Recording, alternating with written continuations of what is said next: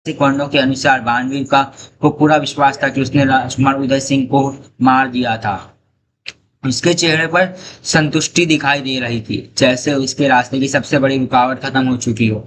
लेकिन उससे ये नहीं पता था कि जिस बच्चे को वो राजकुमार समझ रहा था, वो पन्ना दाई का अपना बेटा चंदन था। कमरे में खड़ी पन्ना दाई ने अपनी आंखों के सामने अपनी दुनिया को बिखरते हुए देखा।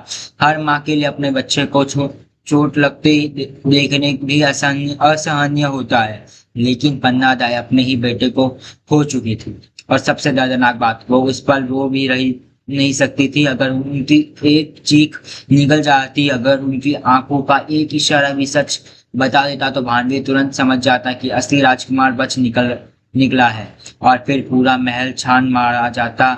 इसीलिए उस माँ ने अपने आंसुओं को भी अपने कर्तव्य के आगे झुकने पर मजबूर कर दिया। उन्होंने अपनी नजर नीचे कर ली, ना भानवी से कुछ कहा, ना किसी से विनती की, ना ही अपने बेटे के आसपास भागी।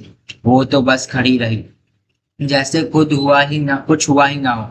यही वो पल था जिसने पन्ना दाई को इतिहास में अमर कर दिया। बलिदान सिर्फ अपनी जान देने का नाम नहीं होता, कभी कभी बलिदान अपनी सारी जिंदगी का के दर्द को खामोशी से सह लेने का नाम भी होता है।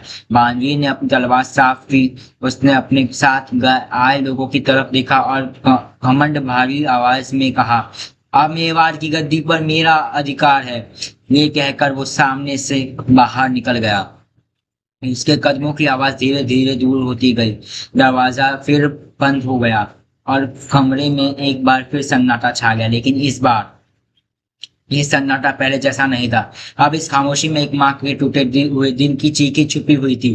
बानवीर के जाते ही पन्ना दाई धीरे धीरे बिस्तर की तरफ बढ़ी। उनके पैर कांपने रहे थे। हर कदम उसे ऐसे उनके लिए पहाड़ उठाने के बराबर था। वो चंदन के पास बैठ गई। कुछ पल तक सिर्फ उसके चेहरे को देखती रही। फिर धीरे से उसके बालों पर हाथ फेरा और पहली बार उसकी उनकी आंखों से आंसू बह निकले। लेकिन उन्होंने जोर से टोकर अपनी अपनी आवाज बाहर नहीं आने दी, क्योंकि उन्हें ये याद था राजकुमार उदय सिंह अभी भी सुरक्षित जगह तक नहीं पहुंचे थे। और जब वो सुरक्षित ना हो जाए, तब तक पन्ना दाई का कर्तव्य समाप्त नहीं हुआ था। पन्ना दाई ने अपने आंसू पोंछे। उन्होंने एक बार फिर चंदन के चेहरे को देखा। उस मासूम चेहरे पर अब गहरी शांति थी, जैसे वो बिना कुछ कहे अपनी माँ से कह रहा हो, माँ, मैंने अपना फर्ज निभा दिया। ये सोच ही पन्ना दाई के लिए असहनीय थी। हर माँ का सपना होता है कि वो अपने बच्चे को बड़ा होते देखे, उसकी पहली जीत देखे, उसकी शादी देखे, उसके बच्चों को गोद में उठाए। लेकिन